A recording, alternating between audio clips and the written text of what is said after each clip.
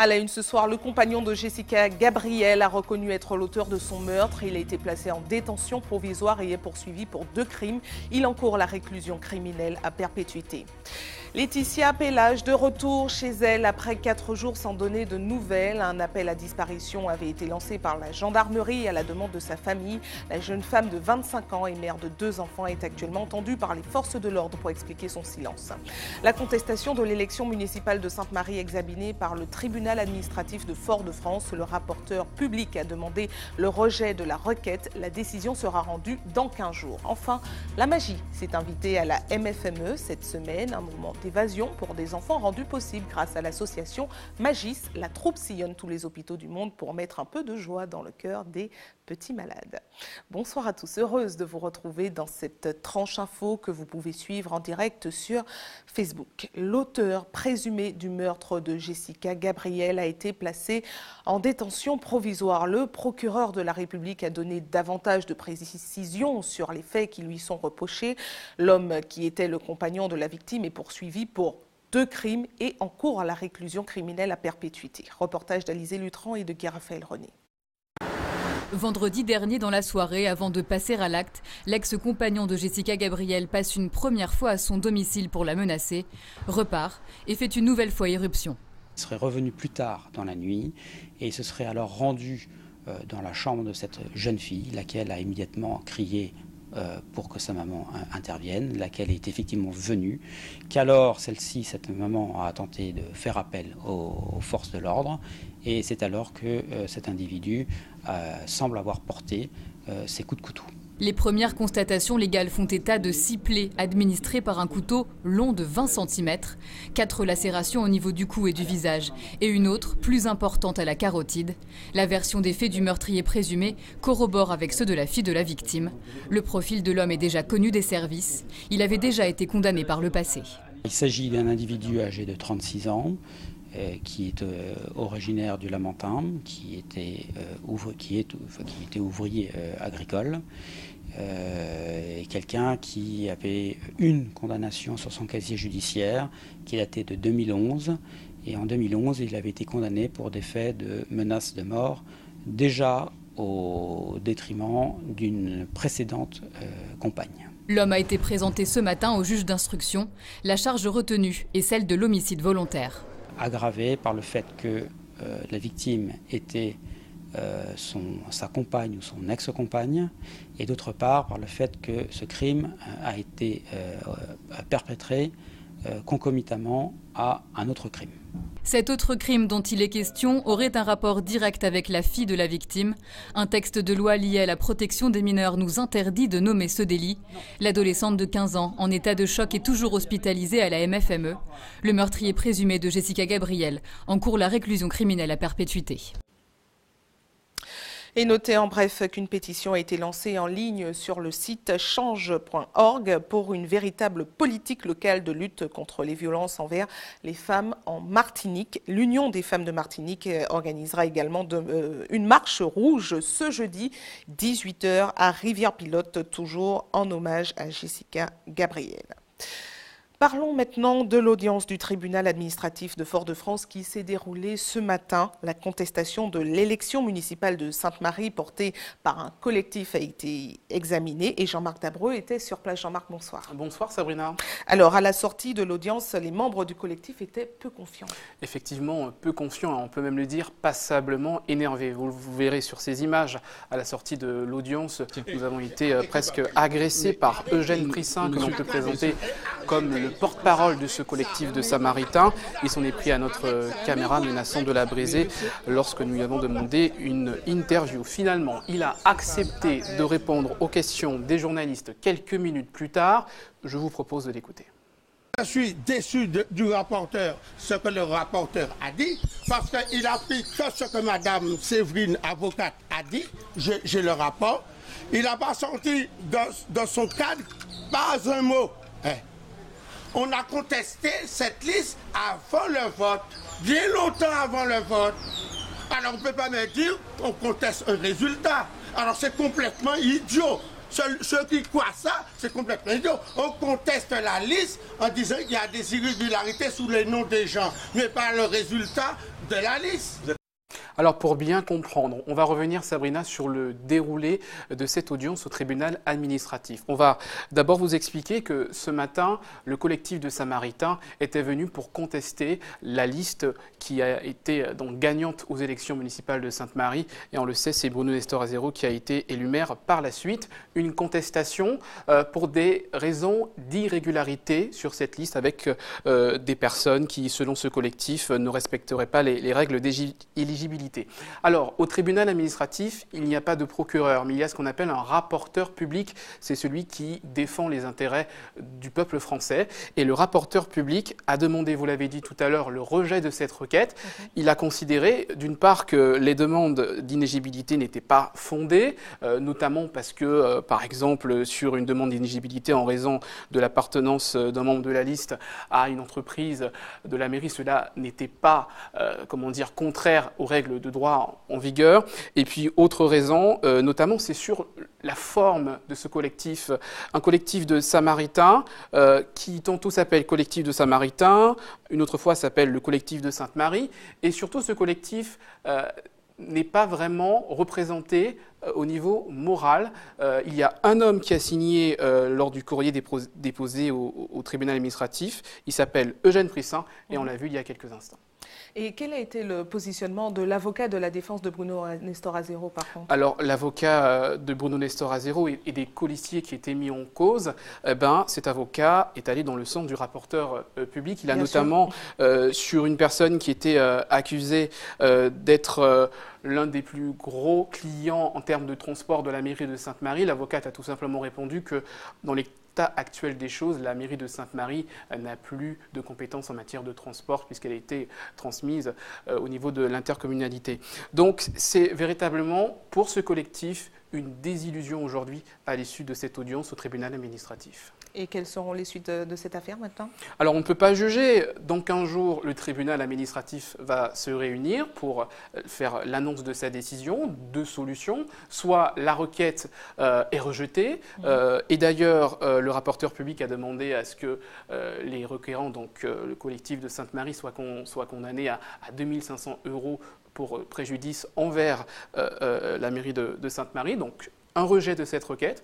Ou alors une requête qui est acceptée et à ce moment-là, il y aura certainement un appel de la mairie avant d'avoir éventuellement une annulation de cette élection. C'est une affaire à suivre. Très bien. Merci à vous, Jean-Marc Dabré. Et nous continuons avec cette bonne nouvelle pour la famille de Laetitia Pélage, portée disparue depuis vendredi dernier. La jeune femme de 25 ans et mère de 2 enfants est retournée d'elle-même auprès de sa famille. Pour l'heure, on ignore les raisons de son silence pendant ces 4 derniers jours. Ce matin encore, ses proches craignaient le pire. Reportage d'Alizé Lutran et de Guy Raphaël Renier. C'est dans cet appartement, au dernier étage de la résidence, chez sa mère, que vit Laetitia et ses 2 enfants de 7 et 8 ans. Sans emploi, la jeune femme sort régulièrement avec ses amis en soirée.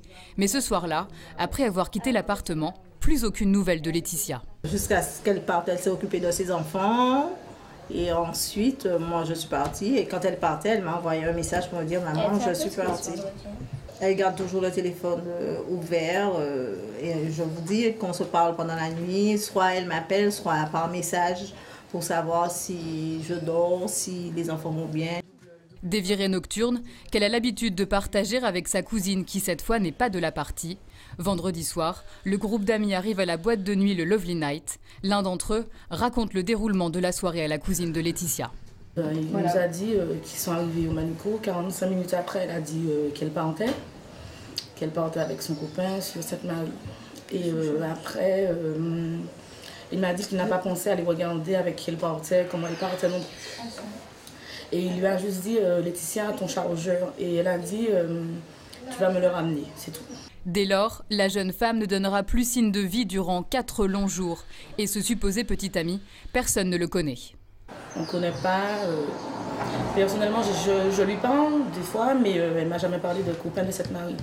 Je connaissais pas la plupart de ses amis, quelques, mais elle m'en a jamais parlé. Que s'est-il réellement passé dans la nuit de vendredi à samedi? Pour sa mère, Laetitia n'a pas pu découcher intentionnellement. Je pense qu'elle aurait pris quand même le nécessaire, mais non. Ça n'a pas été le cas et puis je pense qu'elle ne serait pas partie aussi longtemps laisser ses enfants-là. Non. Laetitia a finalement redonné signe de vie. En début d'après-midi, elle aurait appelé sa mère depuis un numéro inconnu. Elle lui aurait indiqué se trouver sur le pont de la Lézarde et sur le point de rentrer à la maison. Un soulagement pour la famille. Une fois au calme, Laetitia leur confiera peut-être les raisons de ces 4 jours sans nouvelles. Direction la Guadeloupe maintenant avec un bilan du passage de l'ouragan Maria. 3 mois après, les agriculteurs sont toujours dans l'attente d'indemnisation. La coordination rurale a organisé une conférence de presse ce matin pour présenter les actions qu'ils comptaient entreprendre pour se faire entendre. Voyez ce reportage d'Anne-Elisabeth Artsen et de Moïse Dexter. 6 mois après le passage des 2 ouragans, le syndicat de la coordination rurale de la Guadeloupe, créé en septembre 2017, fait le bilan. Nous avons effectivement dressé un inventaire des difficultés. Les difficultés qui existent, c'est particulièrement en profondeur, c'est les délais d'attente des dossiers. Là, nous avons une carence à ce niveau-là. Les agriculteurs sont un petit peu, je dirais, désolés. Et jusqu'à ce jour, nous n'avons pas réussi à avoir d'être indemnisés, à savoir le fonds de secours. Le syndicat entend accompagner les agriculteurs, notamment dans les demandes d'indemnisation. Nous avons aussi le fonds d'allègement des charges sociales, le FAC. Nous avons aussi le report d'échéance qui n'a pas été mis en place. Tous ces éléments amènent des carences chez l'agriculteur. Il ne faut pas oublier que nous sommes des paysans avant tout, des paysans qui sont sous leurs exploitations. Nous donnons des éléments, des outils administratifs, des outils techniques aussi. Il ne faut pas oublier, c'est important. Et l'accompagnement et la formation, c'est le pilier. Le syndicat 100% agriculteurs compte environ une 50aine d'adhérents. Une campagne d'accompagnement sera bientôt lancée auprès de toute la profession pour accélérer notamment les demandes d'indemnisation après le passage des ouragans. Place à notre invité politique de ce mardi soir. Il est conseiller exécutif en charge des affaires sociales, santé et solidarité, Francis Carole. Bonsoir à vous. Bonsoir. Merci d'avoir accepté notre invitation. Alors, je l'ai dit, parmi les dossiers dont vous avez la charge, il y a celui de la santé. J'imagine que vous avez donc un regard particulier sur la colère qui gronde sur les réseaux sociaux quant à la polémique sur le chlordécone. Tout le monde se demande que font les élus. Alors, ma question ce soir, que faites-vous pour le dossier du chlordécone? Alors, très rapidement, et comme nous l'avons fait à l'époque pour l'épandage aérien, nous sommes montés au créneau sur cette question parce que de quoi il s'agit? Il s'agit de multiplier par 10 le taux de chlordécone dans les volailles et par 5 dans la viande. Nous considérons que lorsqu'un pays a connu une telle catastrophe avec le chlordécone, qu'il y a autant de malades, autant de personnes atteintes du cancer de la prostate, eh bien, ces doses ne devraient pas être augmentées. Et c'est la position que nous avons exprimée. Et à cet effet, nous allons très rapidement rencontrer le gouvernement par l'intermédiaire du président pour porter la voix des Martiniquais. Nous ne pouvons pas. Très rapidement, c'est quoi? Est-ce que vous avez déjà pris rendez-vous? On n'a pas de date, mais très rapidement, ça va se faire. Et nous allons l'exprimer très clairement. Et puis, les militants vont faire ce qu'ils ont l'habitude de faire. Ils vont mobiliser aussi parce que nous ne pouvons pas accepter cette augmentation de taux de chlordécone dans la viande. Très bien. Autre question, toujours sur la santé. On sait que ce n'est pas la CTM qui a la charge du CHU, on sait très bien que c'est l'État, mais est-ce que la CTM a un pouvoir sur la gestion du CHU qui est maintenant géré par 2 administrateurs et on entend régulièrement que la situation serait catastrophique au CHU? L'État a la responsabilité de la santé. Cela doit être extrêmement clair. Ceci étant, nous ne pouvons pas tolérer ce qui se passe aujourd'hui au CHUM, ou ce qui se passe par exemple à l'hospice Emma Ventura, où les gens n'ont plus de couches, des choses aussi graves. Et par conséquent, nous avons un œil sur ce qui se passe. Nous essayons de prendre des initiatives. Et à plusieurs reprises, les collectivités, par exemple, concernant les difficultés que rencontrent les patients d'Emma Ventura, nous allons prendre un certain nombre d'initiatives. Le président devait rencontrer les inspecteurs qui sont ici en Martinique. Le rendez-vous a été ajourné, pas de notre fait, du fait de la volonté de ces inspecteurs, parce qu'ils n'étaient pas encore prêts, mais c'est une question sur laquelle nous sommes extrêmement attentifs et dans laquelle nous sommes évidemment engagés, parce qu'il s'agit de la santé des Martiniquais. Donc il y a déjà de nouvelles dates fixées, on en sait un peu plus? Il n'y a pas encore de nouvelles dates, mais il devait y avoir un rendez-vous aujourd'hui, mardi. Et bien, ils ont demandé à ce que ce soit reporté, mais nous sommes complètement impliqués dans cette affaire, dans l'intérêt de la Martinique. Mais vous avez le pouvoir de rencontrer la ministre de la Santé? Bien sûr, ou pas, nous avons ce pouvoir. Le président a le pouvoir de rencontrer aussi le Premier ministre, ou même le président.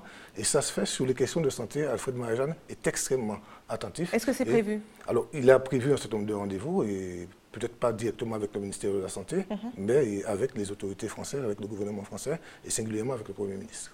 Alors, autre dossier, vous avez également la charge des affaires sociales.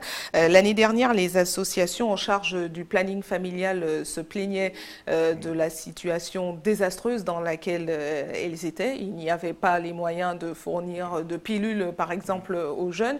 Qu'en est-il aujourd'hui? Puisque à l'époque, vous aviez dit que vous alliez intervenir en leur faveur. Alors, qu'en est-il aujourd'hui? Oui, non, aujourd'hui, je dirige le CPIOF, donc je connais ce qui s'est passé au CPIOF. Il y a eu un problème à un moment donné que nous avons pris en charge et les finances existaient, seulement nous étions dans une période de mutation du CPIOF. Il existe toujours des problèmes parce que tout ne se résout pas du jour au lendemain, mais en tout cas, le CPIOF a les moyens de se développer. Alors, tout va bien pour l'instant, on peut dire? Je ne suis pas encore satisfait. Je ne peux pas dire que tout va mieux, qu'on est dans le meilleur des mondes. Mais en tout cas, l'effort est fait et poursuivi. En tout cas, le CPIOF ne manque pas de moyens. La collectivité donne au CPIOF les moyens de se développer. On continue toujours dans les suivis de dossiers. On en profite parce qu'à chaque fois, on fait des reportages pour donner ce qui ne va pas. Après, quelques années après, l'idée est de savoir ce qui a été fait depuis.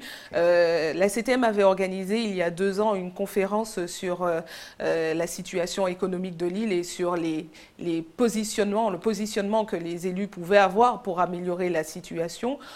Notamment, parmi les points qui avaient été pointés du doigt, c'était le fait que tout le monde partait, il ne resterait plus que les seniors dont vous avez la charge. 2 ans plus tard, le constat est toujours le même. Qu'est-ce qui a été fait? Est-ce qu'il y a déjà une impulsion, une politique qui a été impulsée pour changer la situation? Il y a plusieurs choses qui ont été mises en place. Bon, il y a évidemment le schéma de développement territorial d'internationalisation et d'innovation qui permet de chercher des niches de développement dans tous les secteurs, dans l'économie bleue, dans l'économie verte. Nous allons avoir bientôt la conférence sur l'économie sociale et solidaire. Nous aidons puissamment. Conférence, c'est quoi? C'est réunion? C'est une réunion générale. Oui, mais à part les réunions, est-ce qu'il y a des choses? Parce que bon, des réunions, il y en a beaucoup, mais on ne voit pas les actions. Les réunions, c'est pour prendre des décisions, pour définir des politiques et pour mettre en place des actions. Ce n'est pas pour faire des réunions. D'autre part, de manière très précise, nous accompagnons puissamment les associations qui sont dans l'IAE. Nous avons des rencontres régulières avec ces associations et toute la démarche économique se met en place. Des travaux importants ont commencé partout en Martinique, bon, le lycée Shellcher et autres. Il y a, contrairement à ce qui est dit, une activité importante de la collectivité. Après, il faut que nous puissions mieux la valoriser. Mais concrètement, qu'est-ce qui est fait pour donner envie aux jeunes de rester? En tout cas, pas le transport pour l'instant, puisque le TCSP. D'ailleurs, en tant que majorité, quel est votre point de vue sur ce TCSP? Non, c'est simple. Le président de la collectivité a pris une décision qui est très claire. On nous dit, c'est la CFTI, nous dit que nous aurons un déficit de 14 à 15 millions d'euros chaque année. Et nous sommes obligés de nous poser des questions. Vous savez que le coût au kilomètre d'un véhicule comme celui-ci, c'est 7 euros par tout à l'heure. Chez nous, c'est 22 euros au kilomètre. Pourquoi? Pourquoi cette différence? Pourquoi faut-il 51 chauffeurs pour 12 bus et 14 électromécaniciens pour 12 bus, alors que les choses peuvent être réduites? Nous ne pouvons pas. Oui, mais je suis d'accord, mais ce n'est pas une facture salée que vous avez découvert ce mardi. Ça fait un moment que la CFTU la présente. Mais la CFTU nous a présenté très tardivement ce niveau de déficit. Il faut le dire.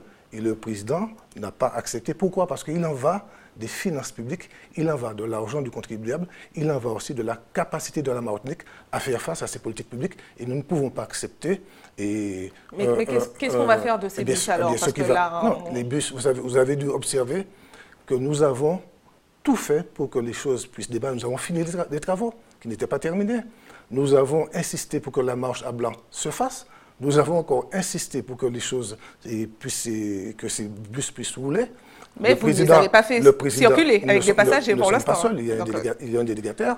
Et le non, mais c'est président ce que les Martiniquais attendent là, c'est de pouvoir s'embarquer. Est-ce qu'il y a une date, par exemple? Les Martiniquais sont beaucoup plus conscients de la nature des difficultés. Bon, et les Martiniquais, je suis martiniquaise, j'ai bien envie de monter à bord de ce TCSP aussi. Vous ne pouvez pas parler au nom de tous les Martiniquais.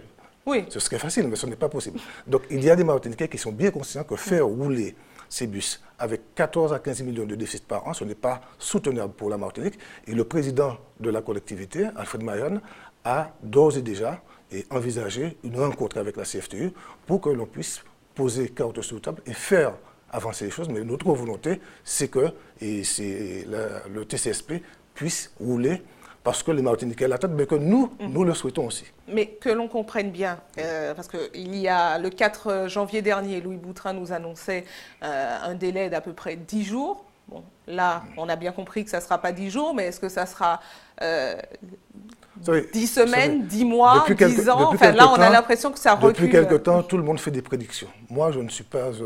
Votre collègue qui a fait des prédictions, c'est pas moi. Je ne fais pas de prédictions, parce que vous voulez des prédictions. Non, mais on a envie d'avoir une idée, c'est surtout ça. Tout le monde a envie, mais le président de la collectivité est en charge des deniers publics et il faut qu'il règle cette question du déficit annoncé.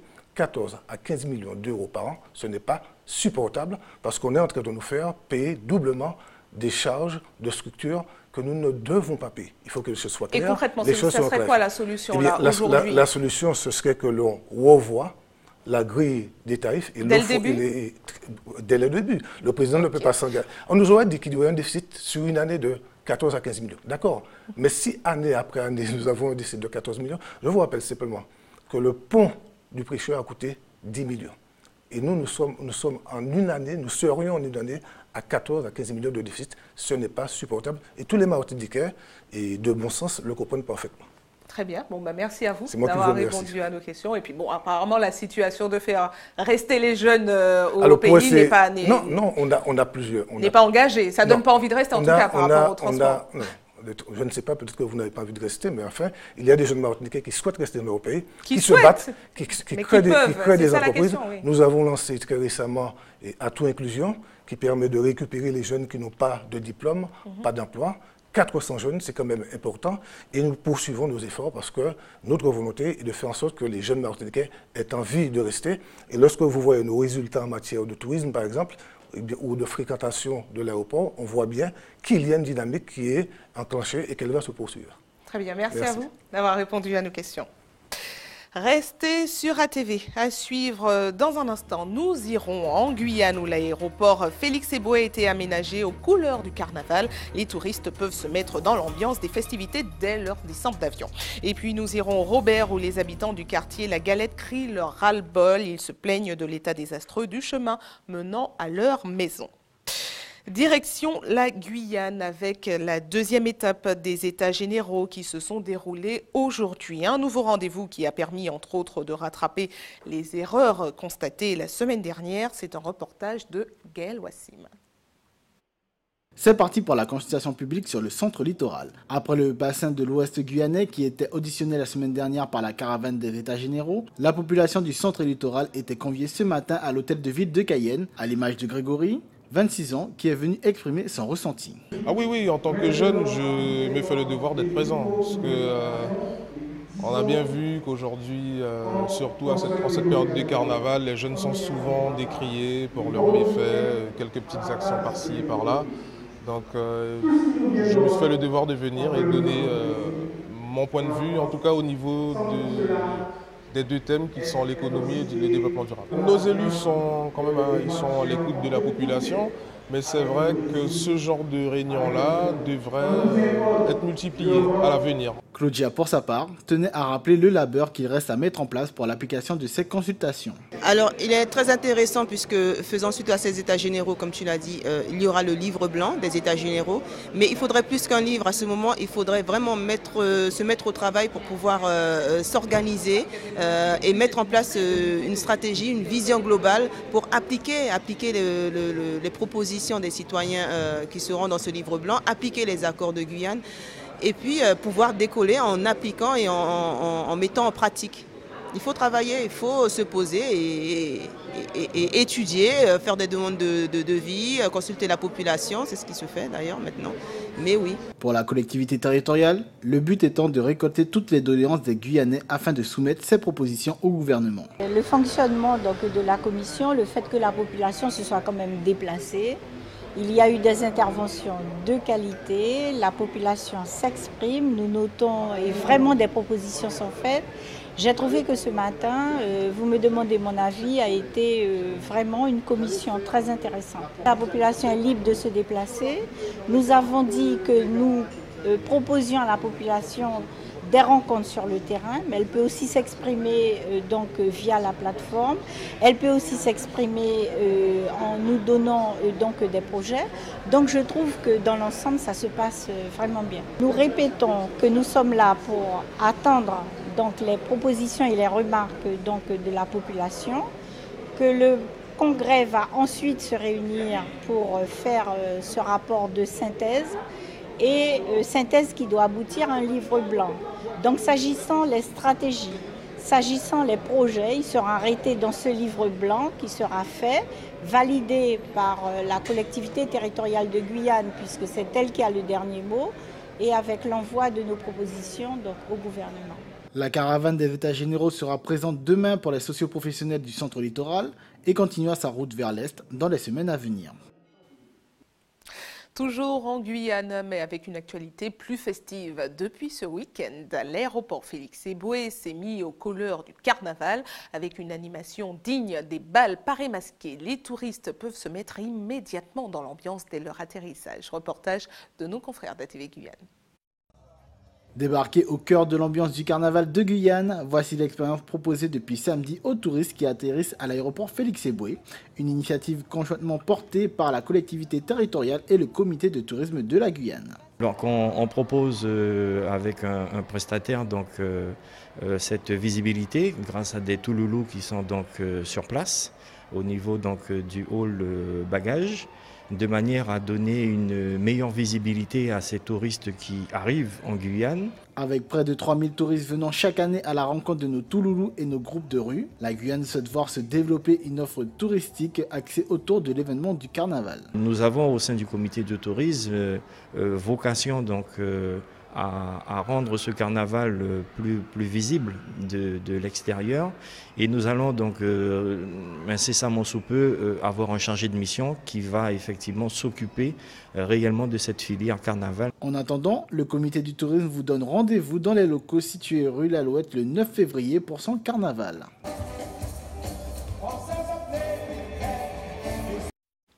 De retour en Martinique où beaucoup ont déjà également la tête occupée par les festivités du carnaval. À 3 semaines des jours gras, il est temps de rechercher les costumes ou de les faire sur mesure. Voyez ce reportage de Luis Sabas. Dans ce bazar, Claudine cherche un déguisement pour ses enfants. Princesse, pirate, Peter Pan, ici les costumes sont prêts à porter. Une solution simple et rapide pour cette maman qui pour l'heure prospecte encore pour le carnaval de l'école. C'est plus pratique déjà fait, certes. Donc, il n'y a pas de difficulté en fait. Les couturiers sont fortement déjà pris d'assaut. Parmi ces milliers d'articles, Luce cherche de quoi confectionner un déguisement de Pocahontas. Je souhaite faire ce costume. Je n'ai pas encore le tissu, il me faut la frange. Un costume commandé par l'école de sa fille. Le carnaval des enfants, c'est quasiment une tradition familiale et on investit pour. Parce que ma mère, elle a confectionné pour moi toute jeune, elle confectionnait mes costumes et tout. J'avais de beaux costumes aussi quand j'étais au primaire et tout, donc c'est normal que ma fille puisse avoir de beaux costumes. Ce ne sera pas une folie, mais bon après, je ne vais pas dire que je ne calcule pas non plus. Faire quelque chose de bien. Bon, il m'a donné le prix déjà, les franges ont déjà un prix, je vais dire 50 €, on va dire, 50 €. un beau costume. Carnaval oblige, ils sont nombreux à rechercher tissus, rubans, dentelle ou taffetas. Dans cette mercerie, cette période représente 20% du chiffre d'affaires annuel. Il y a peut-être plus de gens qui viennent parce que les jeunes, surtout au niveau des adultes, les adultes sont très friands de soirée. Le carnaval, c'est un moment où tout le monde a besoin de lâcher un peu la pression. La vie est dure, c'est un moment où tout le monde s'amuse. Donc il y a beaucoup de gens qui assistent aux soirées et donc on a un regain de clientèle et de jeunes. Le carnaval, c'est surtout une question d'adultes. Voici là toutes tes épaulettes là. Non, c'est pas ça, je cherche. C'est pas cette couleur-là que je cherche en fait. Retour dans le bazar. Maëlle cherche des accessoires qui peuvent bien compléter les costumes de son groupe, 5 amis qui préparent les jours gras. Les déguisements sont en cours de création, faits de leurs mains pour ce carnaval 2018. Regarde ça, ça c'est sympa. Hein. Chaque année, on fait des petits ateliers, c'est assez sympa parce qu'on se retrouve, on rigole, on échange. Voilà, c'est ambiance bon enfant et voilà. Et après tout ça pour bien défiler, bien rigoler et briller durant le carnaval. Voilà. Pour les coutures compliquées, elle compte faire appel à des professionnels, comme Marie-Jo. Ces derniers ne chôment pas en cette période. Entre costumes de groupe ou projets plus ciblés, elle ne compte plus 16 heures. On se réveille à 4 heures du matin. Des moments, il y en a d'autres qui se réveillent beaucoup plus tôt. Mais on a le temps de faire absolument rien. C'est boire son café et s'asseoir derrière la machine. Je te dis, je passe toute la journée comme ça, des moments sans manger. Je fais que grignoter et retourner tout de suite à ma couture. Je fais ça, c'est par amour. Un amour du tissu qui a permis à la couturière de remporter plusieurs prix. Mais pour l'heure, elle, comme des milliers de Martiniquais, s'attellent au travail afin de faire, chacun à son niveau, du carnaval martiniquais l'un des plus beaux et plus populaires du monde. Ambiance déjà festive à la MFME avec une séance de magie organisée pour une dizaine d'enfants hospitalisés. Un moment d'évasion pour des petits qui doivent rester parfois plusieurs jours sur place. Une opération humanitaire rendue possible grâce à l'association Magis qui sillonne le monde à la rencontre des petits malades. Ambiance sur place avec Luis Sabas. Celle-ci, je te la donne, tu la serres bien fort pour pas qu'elle s'échappe. Et là, tu me fais un souffle magique. Souffle. Non, ici, tu souffles. Souffle. Très très bien, et grâce à ton souffle magique, en fait, la balle disparaît, pourra apparaître, ouvre ta main maintenant. Tu ouvres la main? Hop, ouvrez les deux. Ça m'a fait plaisir de voir un spectacle à l'hôpital.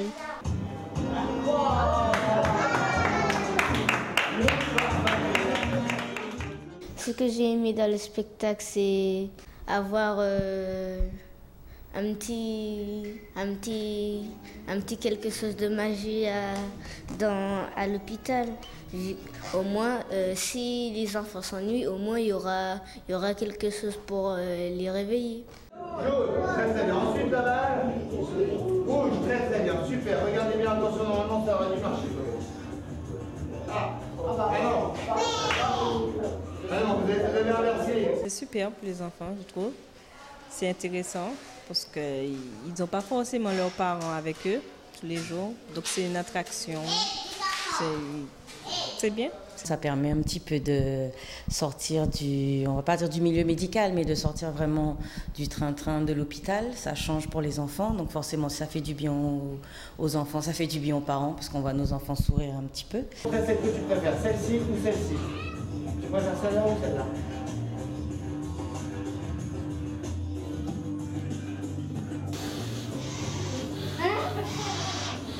C'est incroyable!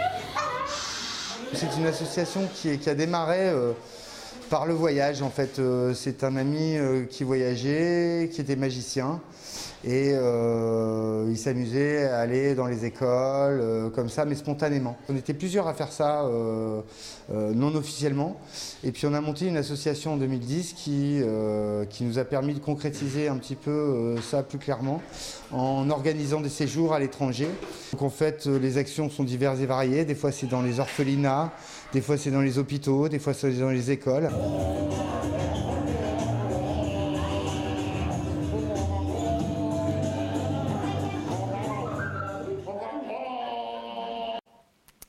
Et ce n'est pas de la magie, mais un bel exploit sportif de la part de l'équipage martiniquais Gilet Poids GFA Caraïbes qui s'est imposé aujourd'hui lors de la 3e étape du Martinique-Catared. Un parcours entre le Prêcheur et Fort-de-France très rythmé par les caprices du vent. Au classement général, c'est le tandem toulonnais qui occupe la première place. Ne manquez pas, juste après cette tranche info, tous les détails de l'étape du jour dans le magazine du Martinique-Catared diffusé à partir de 20h. Voilà, ATV est toujours plus proche de vous. Nous passons tout de suite à notre JT des communes.